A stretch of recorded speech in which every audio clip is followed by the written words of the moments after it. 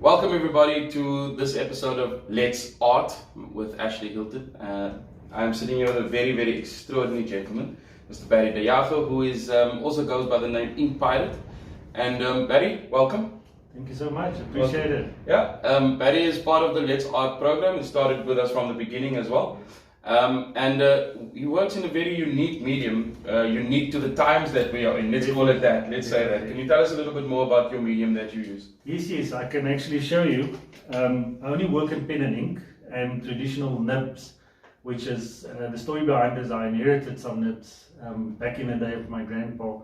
And yeah, I played around with it and found that unfortunately it takes a long time, but the results, it's a patient thing, and I used to not be patient at all, and it taught me a lot about, taking time, appreciating art. And yeah, every time you do, you have to dip the pen, so the hours are quite, this would be like 90 to 120 hours to finish. So it's a tedious process that you create your art with. Definitely. But it's a process that you've been doing since you've been younger.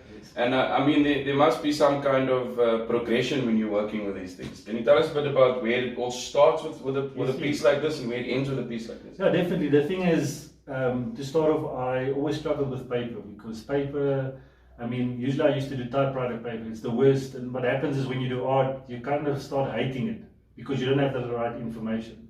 So I phoned people at the paper archival place in Cape Town, and they said, listen, if you want this to at least be last for 100 or 100 plus years, you have to go cotton paper. So yeah, and especially with ink. So yeah, what happened first thing is get proper paper, and then from there on you start.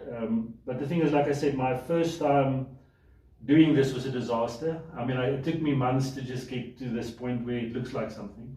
But eventually I also realized the ink you use, I used the wrong ink. And so it actually takes a while, but it's not something, some of it you can learn or you can read on YouTube, but when you actually get to doing the work, it's never the same. It's like one thing learning about it and actually drawing a piece of art. I notice on the piece, dots and circles. Yes. Plays a big role in things like this. I've checked out some other pen art as well. And dots and circles is a big thing. Is this what makes it that time consuming? Is it or is it the actual process of getting things in the proper contrast to things and proper matching of gradient? I think because I love surrealism, this is not reference from something. I have to come up with it. So the thing is also with pen ink, which I find maybe oils or something or acrylic, you could go back or hide some of your mistakes. Yes. Where I don't have that option. I have to either fill it or make it part of the art. Now, I personally believe the imperfections in my art is what makes it good, because that's the parts I love. That's the parts that was an either accident, and sometimes, like, let's say a dot drop there, I turn it into something. So I have to do that. And obviously the contrast, the lights, that's something I haven't mastered yesterday. But nobody will see what my mistakes is, and then I'll just probably, I use that to my advantage. Yeah, well, for the viewers watching, you won't be able to see it the way I see it, but I definitely see different contrast, and obviously a definite definition between the lights and darks, which is really beautiful for me. The market for this kind of art, where do we stand in today's time with the market for pen art? Well, honestly, that is the most difficult medium.